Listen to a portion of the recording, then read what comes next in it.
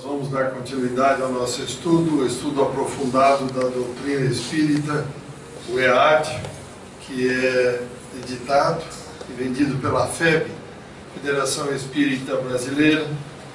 Então nós estamos vendo os ensinos e parábolas de Jesus, que é o tomo 2, na parte 1. Hoje vamos ver a parábola do bom samaritano. Vamos ver aí, vamos refletir um pouco, para ver se nós conseguimos nos enquadrar nesses ensinamentos sublimes do Mestre Jesus. Então vamos em frente. Então as premissas que nos vêm à mente quando falamos do bom samaritano. O que é? Aquele que é bonzinho, que dá boa tarde para todo mundo, que dá bom dia, pega na mão, beija a mão. Quem que é esse bom samaritano?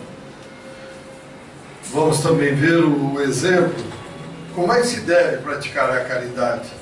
Aquela caridade de meter a mão no bolso, dar R$1, R$2, R$10, R$1.000 e achar que a caridade está feita? Ou é esmola? Qual a diferença entre um e outro? Condição única para se elevar moral e espiritualmente. Ou seja, não há salvação, não há elevação se nós realmente não praticarmos a efetiva caridade. E me permita aqui inventar um termo, entre aspas, e não a esmolaridade, tá? Nós temos aqui fazer a caridade. Então vamos hoje, pode aumentar um pouco, Flávio. Então vamos hoje discutir um pouco mais, para a gente ver o que vai sair, o que vamos assimilar com esta parábola do bom samaritano.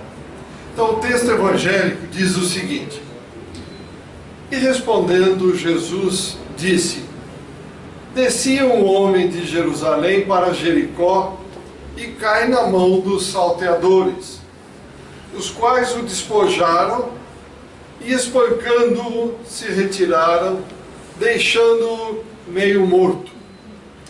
E ocasionalmente descia pelo mesmo caminho certo sacerdote, e vendo-o, passou de lado. Olhou, opa, isso não é comigo, virou e caiu fora. E de igual modo também um levita, chegando àquele lugar e vendo da mesma forma, passou de lado. Para que eu vou me envolver em problema, cuidar de um desconhecido? Mas um samaritano que ia de viagem chegou até aquela pessoa caída e vendo, moveu-se de íntima compaixão. E aproximando-se, atou-lhe as feridas, aplicando-lhe azeite e vinho. E pondo-o sobre a sua cavalgadura, levou-o para uma estalagem e cuidou dele. E partindo ao outro dia, tirou 2 dinheiros e deu-os ao hospedeiro e disse-lhe: cuida dele, e tudo que demais gastares, eu te pagarei quando voltar. Lucas, capítulo 10, versículos 30 a 35. Então veja, Jesus estava dando este ensinamento, e vamos ver então como é que esta parábola vai ilustrar para nós a prática da caridade. Veja, Allan Kardec no Evangelho deixa muito claro o seguinte: toda a moral de Jesus se resume na caridade e na humildade, ou seja, 2 virtudes contrárias ao egoísmo e ao orgulho, que é algo que nós, à época de Jesus, existia, e fica-nos hoje a impressão de que isto está exacerbado. Parece que ao invés de diminuir, aumentou. Está mais patente, mais potente. Ou eu estou enganado? Parece-nos a todo momento que vemos as pessoas, cada um só voltado para dentro de si mesmo. O meu carro, a minha mulher, o meu marido, o meu, e o nós? E a cidade? E o cuidado da cidade? E o cuidado das coisas públicas que nós usamos? E o cuidado do transporte, e o cuidado da iluminação, das árvores, e daí? Que todos nós usamos. Não, é o meu está cuidado. Dos outros, problema dos outros. Então eu pergunto, não fica-nos a impressão de que egoísmo e orgulho estão exatamente e demais exacerbados? Então, continuando, isso foi na época de Jesus. Ele está dando um exemplo. Naquela época, 2000 anos atrás. Jesus, continua Kardec, dizendo o seguinte: em todos os seus ensinos apontam estas as virtudes que conduzem à felicidade eterna: caridade, humildade. São as virtudes que conduzem à felicidade eterna. Jesus disse: bem-aventurados os pobres de espírito, isto é, os humildes, porque deles é o reino do céu. Então, se eu for um topeiro, um bobão, eu vou ganhar o reino do céu? O que é isso, gente? Isso não existe, né? Humilde é isso, caridade, fazer a caridade, não ter orgulho, não ter egoísmo. Como nós vamos ver ao final do encontro, o irmão X dá uma cacetada na nossa cabeça, que nós vamos ficar até meio tonto aqui no final do nosso encontro. Vocês vão ver o que ele diz sobre exatamente essas dificuldades que nós estamos encontrando, ou fazemos de conta que estamos encontrando. Continuando, Kardec diz o seguinte: bem-aventurados os que têm puro coração, ou melhor, Kardec repetindo o que disse o Cristo: bem-aventurados os que têm puro coração, bem-aventurados os que são brandos e pacíficos, bem-aventurados os que são misericordiosos. Amai o vosso próximo como a vós mesmo, perdoai as ofensas se quiserdes ser perdoados. Praticai o bem sem ostentação, julgai-vos a vós mesmos antes de julgardes os outros. Humildade e caridade, eis o que não cessa de recomendar Jesus e o que dá Ele próprio o exemplo.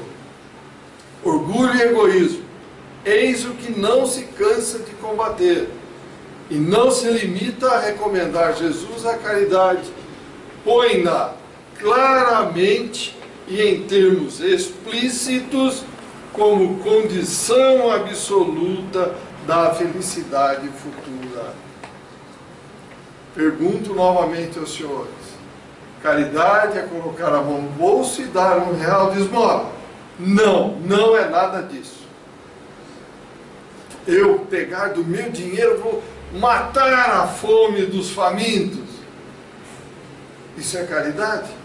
Vou deixar o irmão X responder no final, Humberto de Campos. Então vamos à interpretação do texto evangélico, meus amigos. E respondendo, Jesus disse: descia um homem de Jerusalém para Jericó e caiu na mão dos salteadores, os quais o despojaram e, espancando-se, retiraram, deixando-o meio morto. Vamos ver o que nós temos que ver aqui. Então, Jerusalém, como todos nós sabemos, é uma cidade bíblica espalhada entre dois montes, com altitude média de 750 metros, limitada ao sul e ao oeste pelo vale de Enom, a leste pelo vale de Cedron, que a separa do Monte das Oliveiras. Ó, guardem isso, altitude média de 750 metros, Jerusalém. Então começou a ser habitada há 3.000 anos antes de Cristo. Aqui, para nós termos uma ideia, como era Jerusalém nos tempos de Jesus. Aqui, olha, o caminho para Damasco, o templo, palácio de Herodes, casa do sumo sacerdote. Está aí, olha aí, Monte das Oliveiras, caminho de Jericó. Está aqui, ó. Esse é o caminho de Jericó. Então, depois da conquista do local, Jerusalém, pelos israelitas, o local foi ocupado pela tribo de Benjamim, sob o comando de Davi, subjugou os nativos. É meu. Eu resolvi que é meu. O pai me falou que é meu isso aqui. Será? Será? Não é um negócio meio estranho? Na marra eu venho, mato, depaupero tudo e tomo conta? O Pai que me mandou fazer isso? Pai. Jesus, nós acabamos de ver que Jesus comentou, fora da humildade, da caridade não há elevação. Eu venho aqui e digo que é meu, porque eu achei, ouvi. Será que eu ouvi de Jesus? Será que eu ouvi de Deus? Garanto que nenhum dos dois. Se naquela época nós não tínhamos condições de nos comunicar com o Espírito elevado, hoje também não temos, como alguém iria ouvir isso? Vocês concordam comigo? Então veja, sob o comando do rei Davi, subjugou os nativos, que eram formados por uma população racial heterogênea, jebuseus, amorreus e initas. Isso aqui é só para constar que nós estamos dando. Então está aqui, vejam. Jerusalém está aqui, a tribo de Benjamim ocupou esse pedaço. Aqui é a divisão do que foi dividido na época, cada tribo que ocupou. Benjamim ocupou esse pedaço aqui, olha, e Jerusalém estava dentro. Efraim, Manassés, e cada um ocupou um pedaço. Então o que nos interessa é Jerusalém, está aqui, ó. Aqui está o Rio Jordão e o Mar Morto. Hebrom, tá? Só para vocês terem uma ideia da geografia da época. Continuando. Davi transformou Jerusalém na capital independente das 12 tribos. Era a capital, fazendo dela o centro de tradição cultural e espiritual do judaísmo. Levou para lá a Arca da Aliança, a qual todas as tribos prestavam vassalagem. Será que é prestar vassalagem, hein? Vassalos e suzeranos. Como era? O que era a história? Vassalo convivia tranquilamente com os suzeranos? Como é que era? Tinha que pagar. Está aqui, olha. Tinha que vassalar, tem que manter tudo isso, gente. Traz dinheiro para cá, vamos lá, tem que manter. Em 960 a.C., Salomão edificou o primeiro templo da religião judaica. Ataques de conquistadores sofridos por Jerusalém. Primeiro foram os babilônicos, nesta época, os egípcios em seguida, o ataque sírio na guerra dos Seleucitas em 198 a.C., depois os romanos em 63 a.C. e em 40 a.C. designaram Herodes, rei da Judéia. Então sabemos que espiritualmente é considerada a sede do monoteísmo. Simboliza para os judeus uma cidade santa, assim como Meca é para os muçulmanos, assim como Roma é para os católicos. Atualmente é a capital de Israel e do Estado palestino. Essa situação representa um foco de contínuos conflitos religiosos e políticos, exacerbados por algo que é difícil do ser humano acabar: fanatismo e extremismo. Você não concorda comigo? Eu ponho uma bomba aqui, pum, mato todo mundo e acabou. Só que vocês não concordam comigo. Vocês não pensam que nem eu mato vocês. Faz 2000 anos que o Cristo veio, ensinou, que veio Buda, que veio Maomé, vieram todos os profetas, dizendo para a gente se amar. E o que nós estamos fazendo até hoje, meus amigos e amigas? Desenvolvemos o amor? Estamos prontos para a nova era? Bom, Jericó, em hebraico, quer dizer lua, situa-se a oeste do Vale do Jordão e a 12 quilômetros ao norte do Mar Morto. Lembrem-se que eu pedi para vocês guardarem a altitude. Sua altitude é 258 metros abaixo do nível do mar. 750 mais 258. Olha como é baixa a cidade. Só por brincadeira, imagine se a Terra mudar o eixo. Será que inunda? Por simples acomodação das águas? Cidade antiguíssima, com vestígio de caçadores mesolíticos, datam de 9.000 a.C. Por ter um dos maiores oásis da região, sempre mereceu a atenção dos visitantes. Estou falando tudo isso para vocês verem, para poderem historicamente entender por que se ia muito de Jerusalém a Jericó.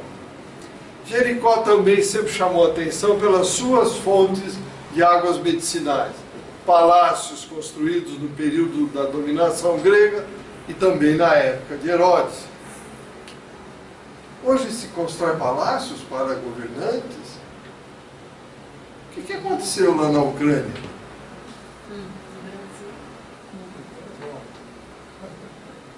Não se constrói, né?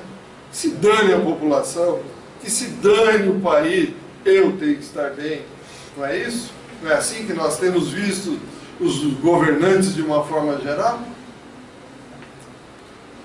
Pelo enorme aqueduto, também é conhecida, tem um aqueduto, desculpe, rodeado de palmeiras, beleza e luxo das moradias das famílias ricas de Jerusalém.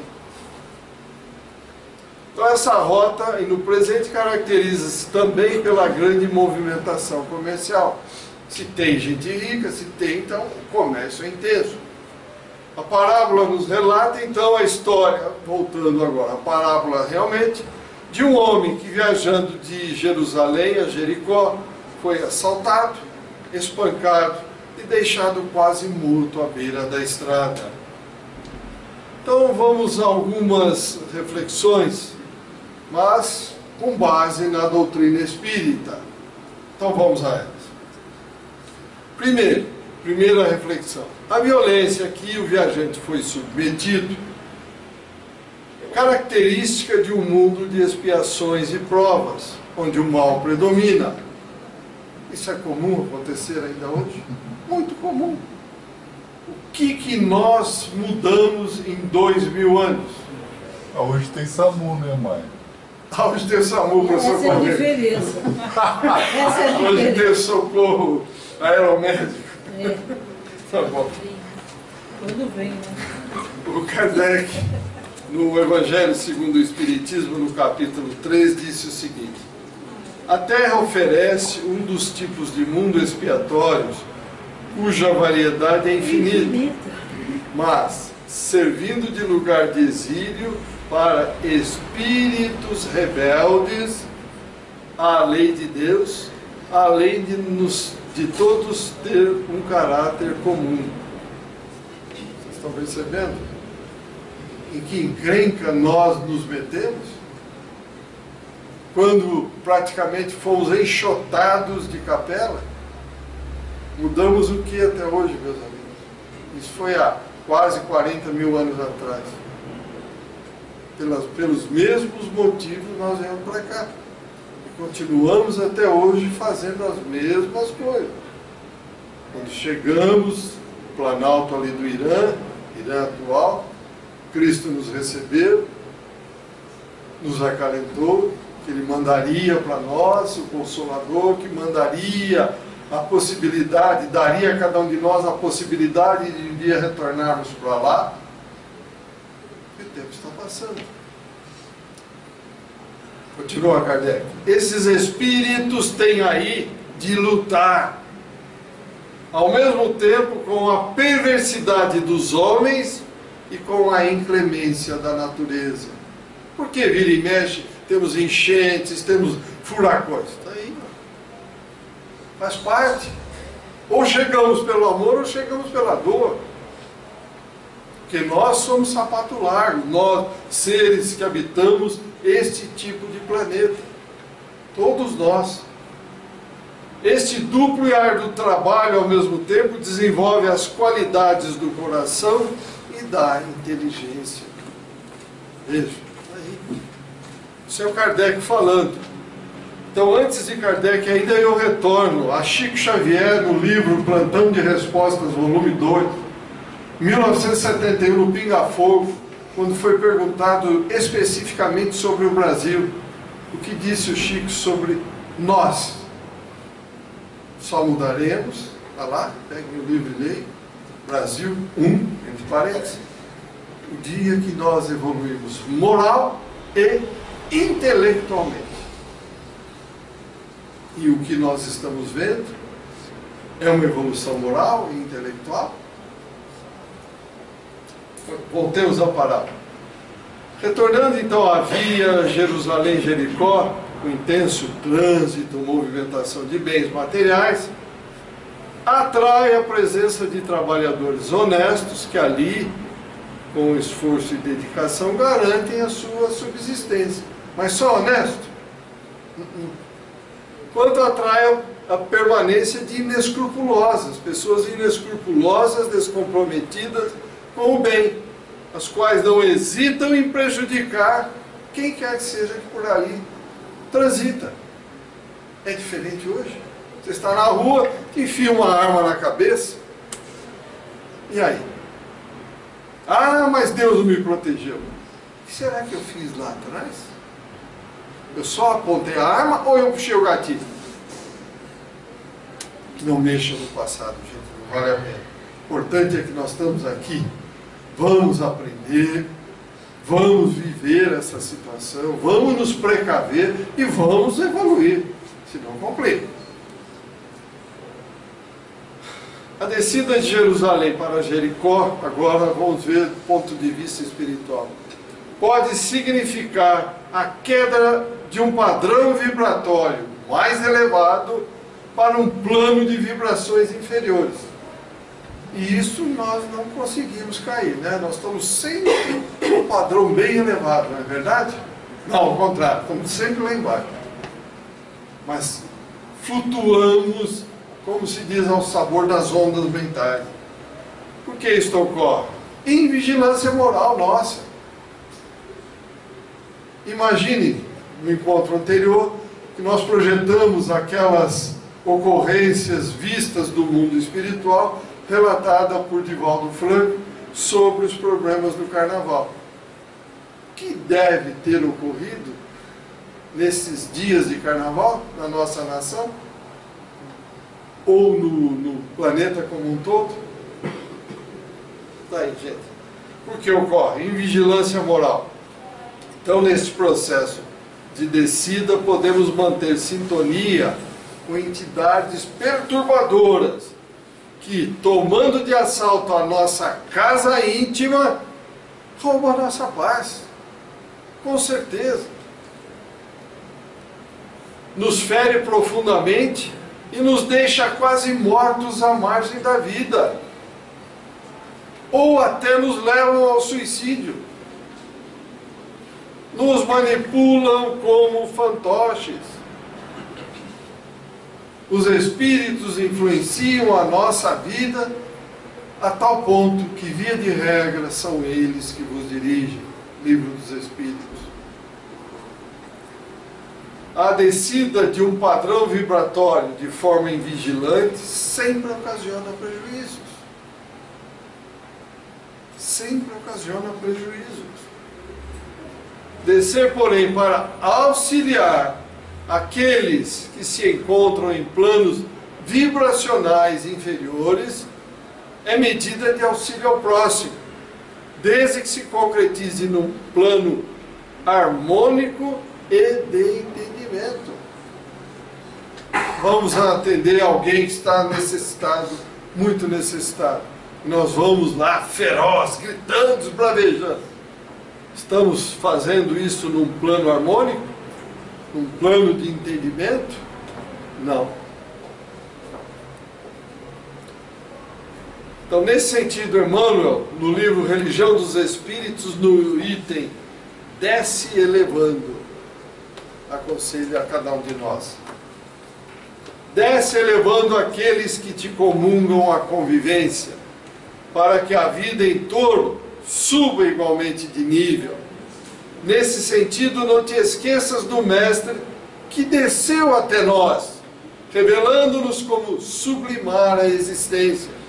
Todavia, por descer, elevando quantos lhe não podiam compreender a refulgência da altura, é que se fez o caminho de nossa ascensão espiritual, se fez a verdade de nosso gradativo aprimoramento, e se fez a vida de nossas vidas, o que possibilitou erguer-nos a alma entenebrecida no erro para a vitória da luz. Então veja, nós temos que aprender a crescer na dificuldade, porque crescer na bonança, crescer na felicidade é muito simples. Porque nós nos aproximamos de uma casa espírita? Quando nos aproximamos? 99% no momento em que descemos, que estamos numa situação complicada.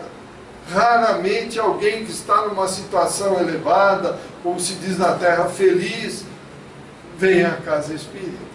Então está aqui. Nós descemos para poder nos elevar. Comentários, perguntas, gente? Senão fica difícil para todos nós. Nada, nenhuma ajudazinha aí? Nada.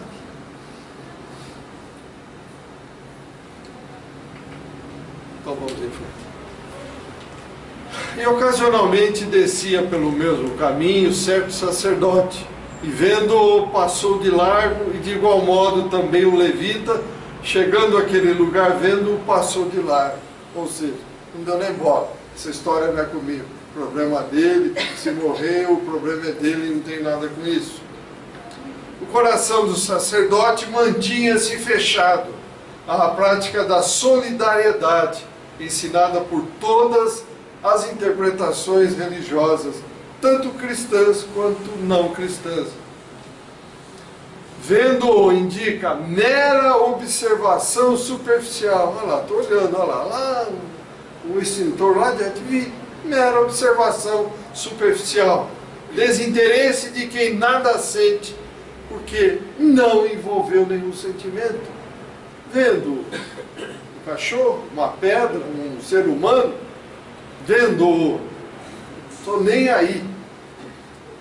Caio Bar Schutter, no livro Parábolas e Ensino de Jesus, em um dos capítulos, no capítulo especial desta parábola, o Bom Samaritano, ensina o seguinte: o sacerdote e o levita significam os padres das religiões que, ao invés de tratarem dos interesses das coletividades, tratam dos interesses dogmáticos e do culto das suas igrejas. Caio Bar não tem brincadeira, ele pega, ele manda ver mesmo. Ele não brinca, não deixa para depois. Emmanuel, no livro Pão Nosso, continua esse ensinamento dizendo: é muito comum encontrarmos pessoas que se declaram cansadas de praticar o bem. Ah, cansei. Vou na casa espírita, vou na creche, vou no orfanato, vou no asilo, vou no hospital, cansei, não quero mais. Isso é o Emmanuel falando. Estejamos, contudo, convictos de que semelhantes a alegações não procedem de fonte pura. É indispensável muita prudência quando essa ou aquela circunstância nos induz a refletir nos males que tomam conta de nós. Temos que ter prudência, diz o nosso prezado Emmanuel. Depois do bem que julgamos haver semeado ou nutrido. Por quê? Lembremos-nos, nós somos 7 bilhões de espíritos encarnados. Cerca de 30 bilhões foram autorizados para esse planeta. Números aproximados, número correto a gente não tem. Outros 7 são aqueles que passam por aqui, acham que morreu, acabou, estão dormindo na espiritualidade. E os outros 16, onde é que estão? Aqui à nossa volta, convivendo conosco. Morreu, virou santo? Não, picareta aqui, picareta lá, bandido aqui, bandido lá, não tem nada de diferente. Ah, morreu, coitadinho, agora é santo. Santo do pau oco. Que santo, gente. Nós estamos reencarnando há milhares e milhares de reencarnações para abrir espaço mental para mudar, e não mudamos, porque deixou a carne, o corpo de carne virou santo, abriu espaço mental. Tomara que consigamos, todos nós. Então nós precisamos tomar muito cuidado, porque nós podemos ser influenciados a todo momento. Se nós entediarmos na prática do bem, continua Emmanuel, semelhante desastre expressará em verdade que ainda nos não foi possível a emersão, a saída do mal de nós mesmos. Então nós continuamos na mesma coisa, como eu digo sempre, marchando no mesmo lugar, não damos um passo à frente, continuamos na mesma coisa, nas mesmas ideias, nas mesmas condições. Não queremos alargar o nosso conhecimento, alargar, nos elevarmos, continuamos iguais. Daí ser sempre atual a exortação de Paulo: e vós, irmãos, não vos canseis de fazer o bem. Segunda carta aos Tessalonicenses, capítulo 3, versículo 13. Aí, ó. Não vos canseis de fazer o bem. Imagine se Deus hoje resolvesse: estou cansado de fazer o bem no universo. Não, eu não vou mais cuidar do equilíbrio entre os planetas. Hoje não chega de mandar o ar para a Terra, lá no sistema solar. Sol, esconde, não vai aparecer por um ano. Tá, não é muita coisa. 2 dias. Imagine uma bobagem dessa. Não vos canseis de fazer o bem. É eterno, o amor, o bem é eterno no universo. Somente nós, que ainda não percebemos essa grandiosidade, é que fazemos o mal. O mal é uma invenção do ser humano. Um dia constará nos anais do planeta. Um dia constará. Quando dependerá de nós. Na parábola passar ao lado, o que reflete? Ociosidade mental. Deixa lá. Amanhã eu vejo, amanhã eu estudo, amanhã eu vou fazer o bem, amanhã. Ociosidade. Isto enfatiza a postura de quem está acostumado a cultivar o interesse pessoal e a indiferença para com as necessidades daqueles que sofrem. Estou nem aí, é o Sebastião que não está legal, o problema é dele, é o Hugo, é o Luiz, estou nem aí. Será que não estou nem aí? Está correto isso? Não, não está correto. Se fosse verdade isso, eu nasceria, surgiria e moraria sozinho no alto de uma montanha, no fundo de uma caverna, e acabou. Mas não, estamos juntos, para que juntos desenvolvamos o que temos de bom, aprendamos um com o outro e nos elevemos. Comentários, perguntas? Nada ainda? Está assustando? Pois não, Sebastião. Você acha que o Espiritismo ele não atrasou em trazer os ensinamentos para nós? Porque os faraós já praticavam a mediunidade nas pirâmides lá. Por que demorou tanto? Precisou vir no século XIX? Eles praticavam, mas acreditavam que o corpo que eles iriam utilizar era este corpo material. Tanto que eles mumificavam o corpo, enterravam com todos os seus bens de preferência, porque acreditavam que iriam usar este corpo. E não era esse, como nós sabemos. Mas eles não praticavam a mediunidade e os espíritos não diziam algo importante para eles, será? Mas não estavam prontos para entender ainda. Veja, o próprio Cristo disse, na época que ele veio, nós ainda não estávamos prontos. Eu volto ao Pai e vos mandarei o Consolador, para que esclareça aquilo que eu não posso dizer agora. Tudo chega na hora certa, assim. Pois não? Mas ainda tem um agravante aí. O Amenhotep IV, conhecido como Akhenaton, ele tentou mostrar para eles a figura do Deus único, e não deu muito certo. Porque aconteceu tudo o que aconteceu. E lembrando mais uma coisa, se o Espiritismo aparece antes do século XVIII, antes do Iluminismo, ia todo mundo para a fogueira. Teria Se desaparecido. em Barcelona fizeram auto de fé com alguns livros do Kardec, imagina o que fariam no século XVII. Nossa, sobraria um, tem razão. Mais comentários, mais perguntas? Então, cedo ou tarde, essa atitude repercutirá no íntimo do ser, gerando... Vamos voltar lá para nós não nos perdermos. Então, veja. Reflete, isto enfatiza a postura de quem está acostumado a cultivar o interesse pessoal, a indiferença para com as necessidades daqueles que sofrem. Cedo ou tarde, essa atitude vai repercutir no íntimo do ser e vai gerar um processo de culpa.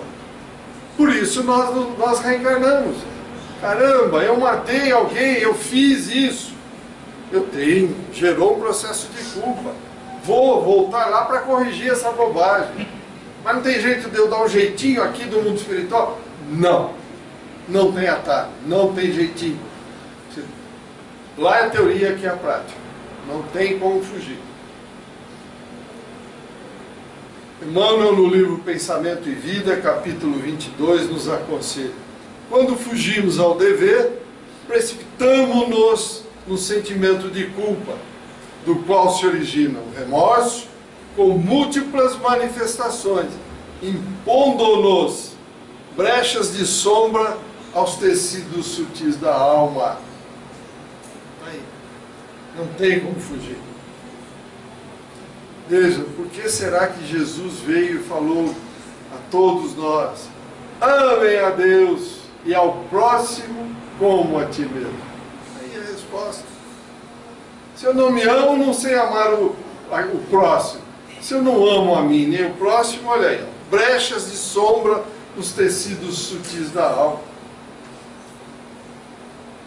É nesse estado negativo que, martelados pelas vibrações de sentimentos e pensamentos doentios, vamos atingir o desequilíbrio parcial ou total da harmonia orgânica, enredando corpo e alma nas teias da enfermidade. Cair em culpa demanda, por isso mesmo, humildade viva para o reajustamento, tão imediato quanto possível, de nosso equilíbrio vibratório. O que é o modelo do nosso equilíbrio vibratório? Paz, amor, harmonia e equilíbrio. Está na forma. Eu não sei que caminho seguir. Olha o universo. Vai meditar um pouquinho, olha as estrelas, olha o pôr do sol, o alvorecer, o amanhecer. Veja como tudo está ali perfeito. Se não desejarmos o ingresso inquietante na escola das longas reparações, que é onde nós estamos, reencarnações, reencarnações. Mas um samaritano que ia de viagem chegou ao pé dele, vendo-o, moveu-se de compaixão íntima, de compaixão, e aproximando-se atou-lhe as feridas, aplicando azeite e vinho, e pondo sobre o cavalo, levou a estalagem e cuidou dele. E partindo ao outro dia, tirou 2 dinheiros e deu-os ao hospedeiro e disse: cuida dele, e tudo que demais gastares eu te pagarei quando voltar. Os samaritanos eram os habitantes da Samaria, que após as separações das tribos de Israel se tornou a capital do reino dissidente. O que é o reino dissidente? Não concordavam com aquilo que era praticado pelos judeus. Simplesmente, porque, nós vamos ver, foram acrescidos alguns livros na lei mosaica, e eles não aceitavam esses livros. Eles se fixaram na lei mosaica. Por isso, estava diferente daquilo que a maioria aceitava. Então, eles foram considerados dissidentes. Allan Kardec, do Evangelho, introduz, na introdução diz: os samaritanos estiveram quase que constantemente em guerra com os reis de Judá. A sede de Jerusalém a sede deles era em Jerusalém. aversão profunda, datando da época da separação, perpetuou-se entre os dois povos que evitavam relações recíprocas. É uma coisa chata, né? Pensou? Começamos juntos aqui, agora eu não aceito mais, porque ele não aceita esse livro que eu aceito. Pô, que negócio é esse? Não estou entendendo. Um negócio muito estranho. A minha verdade tem que sobrepor, tem que valer mais do que a tua. Numa escala infinita, que eu digo sempre, nós estamos mais próximos do começo do que do ponto de chegada. E eu vou insistir dizendo que a minha verdade é absoluta. Conversa para boi dormir, gente. É falta de bom senso, é falta de pensar. Nós temos que usar a inteligência, essa massa que está aqui é para ser usada. Não é para carregar chapéu não, gente. Senão fica complicado. E por que existem essas brigas? Para não perder as benesses. Porque de repente, poxa, se eu aceitar, aí aqueles também não vêm, não vão trazer mais dinheiro, não vão trazer mais coisas para a gente, materialmente falando, e aí? Aí eu vou ter que trabalhar. Continuando. Os samaritanos, para tornarem maior a cisão e não terem de vir a Jerusalém pela celebração das festas religiosas, construíram para si um templo particular e adotaram algumas reformas. Somente admitiam o Pentateuco, como eu disse, que continha a lei de Moisés. Rejeitavam todos os outros livros que foram anexados posteriormente. Seus livros sagrados eram escritos em caracteres hebraicos da mais alta antiguidade. Para os ortodoxos, eles eram heréticos, portanto desprezados, anatematizados e perseguidos. Na verdade, quem representava o samaritano? O grupo conservador dentro da religião judaica. Só isso.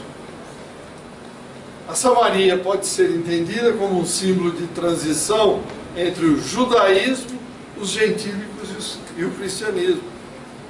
É muito importante, então, considerar que Jesus escolheu quem? Justamente o samaritano, que era desprezado, como um exemplo da verdadeira prática da caridade. Então, sendo os habitantes desprezados e mantidos à distância pelos demais judeus, então vamos ver a razão. Representavam uma minoria que interpretava de forma diferente os livros básicos do judaísmo. E o que mais? Tinham práticas religiosas que contrariavam as orientações existentes no Templo de Salomão em Jerusalém.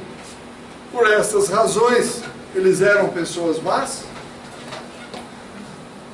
Será que é? Não era. A tal ponto que quem praticava passou do lado tanto o sacerdote quanto o levita. Quando viram a pessoa caída no chão, ensanguentada, simplesmente, ó pai, isso não é comigo, e caiu fora. Então, quem eram pessoas más? Exatamente eles.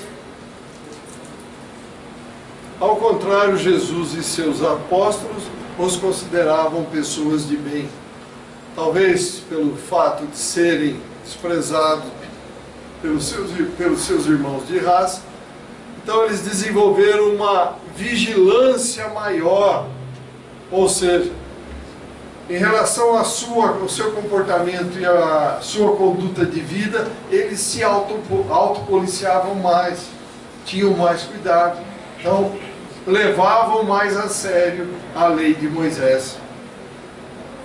Entretanto, algo se destaca quando o bom samaritano vê a pessoa ferida, quase morta, caída no caminho. Esse algo é o sentimento de compaixão que ele sentiu pelo ferido. Então, o que acontece com isso? Jesus nos mostra a verdadeira caridade só é praticada quando nos compadecemos daqueles que sofrem. Quando nos compadecemos daqueles que sofrem. Esta é a verdadeira caridade. Como eu disse, não é meter a mão no bolso e dar R$1, R$2, R$10, R$100 e achar que fez a caridade. Não. nós demos uma esmola. A verdadeira caridade está aqui, se compadecer daqueles que sofrem. Todos os benefícios que o samaritano produziu ao ferido, atalhas feridas, levá-lo à hospedaria, garantir cuidado, foram gestos de bondades que desencadeou pelo fato dele ter tido compaixão quando ele viu aquele ser jogado no chão, espancado, esvaindo-se em sangue. Então, o irmão X, Humberto de Campos, em Cartas e Crônicas, dá-nos esclarecimentos sobre os personagens desta parábola.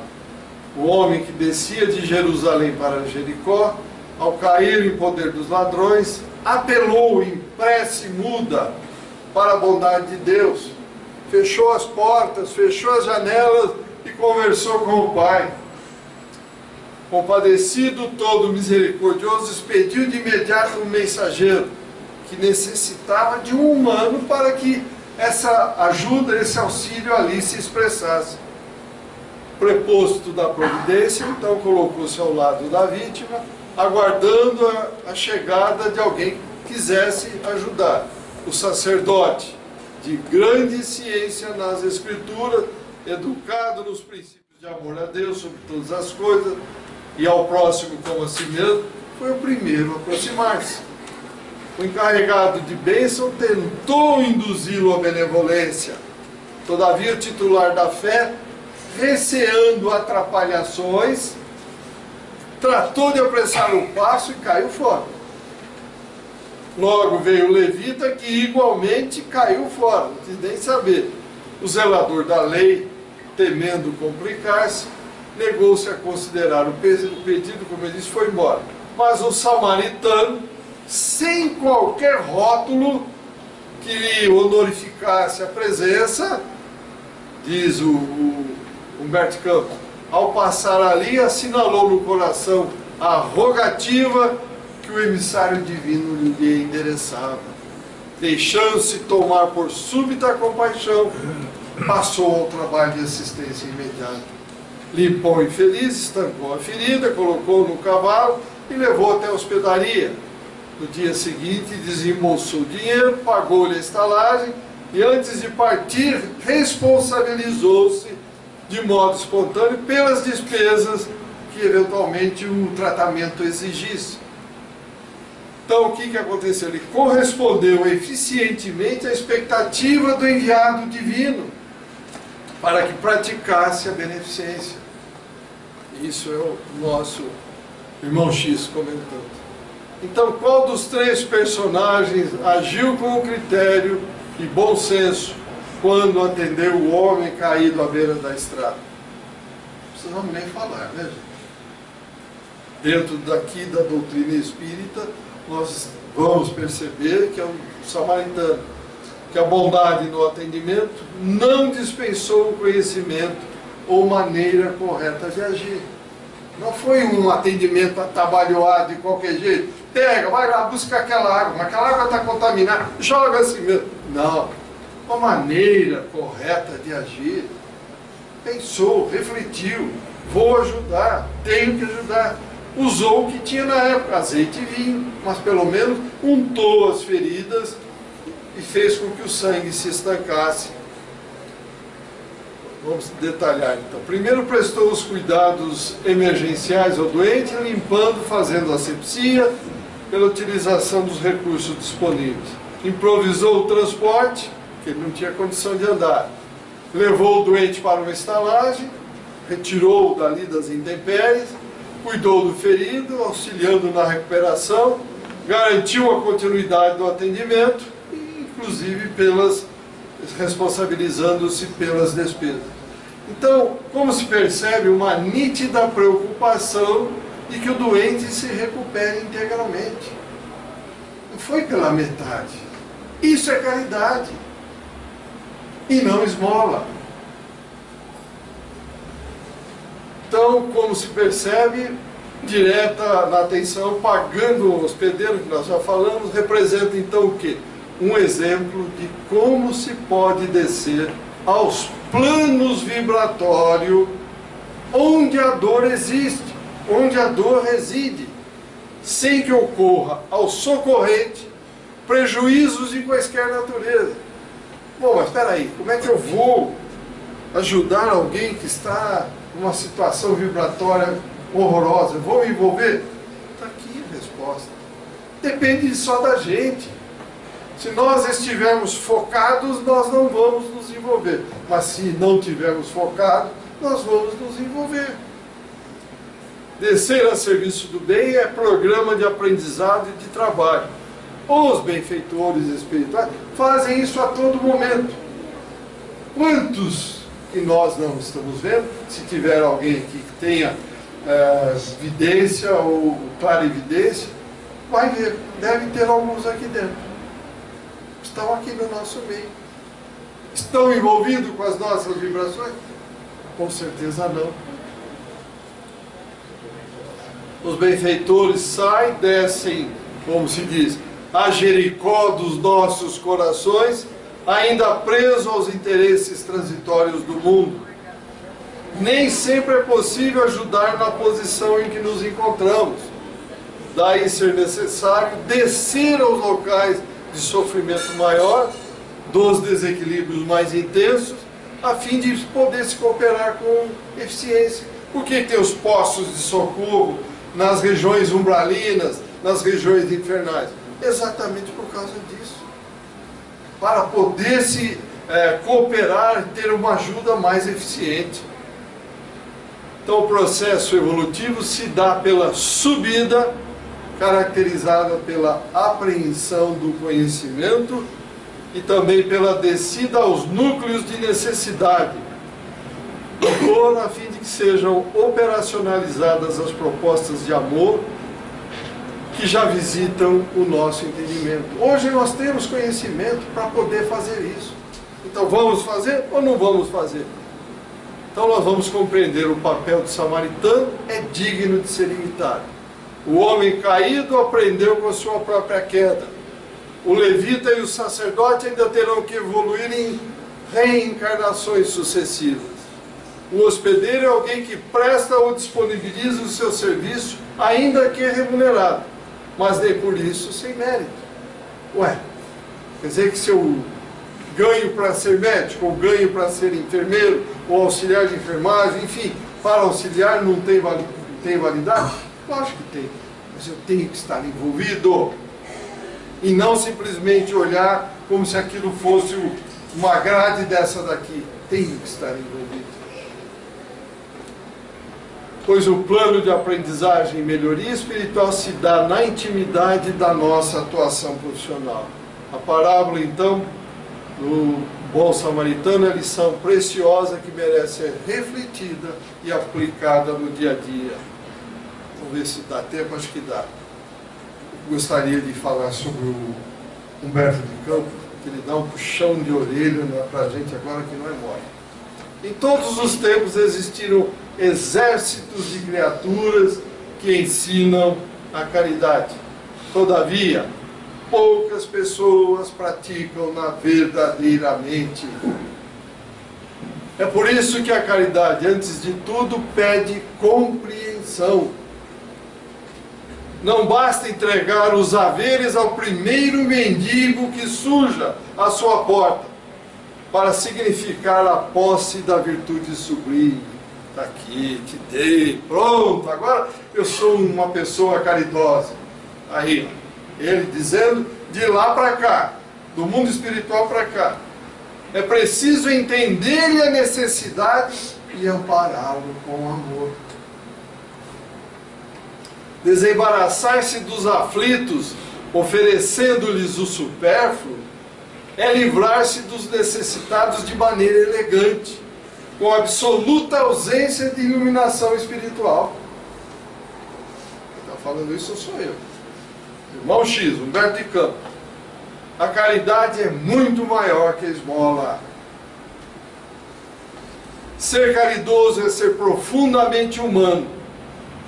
E aquele que nega entendimento ao próximo pode inverter consideráveis fortunas no campo de assistência social, transformar-se em benfeitor de famintos.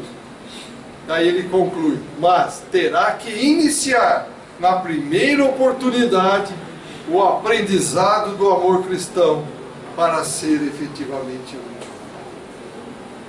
Aí, gente, é para nós pensarmos bastante. Essa parábola veio para a gente aprender bem o que é uma esmola e o que é uma caridade. Tá certo? Alguma pergunta? Algum comentário? Muito obrigado a todos.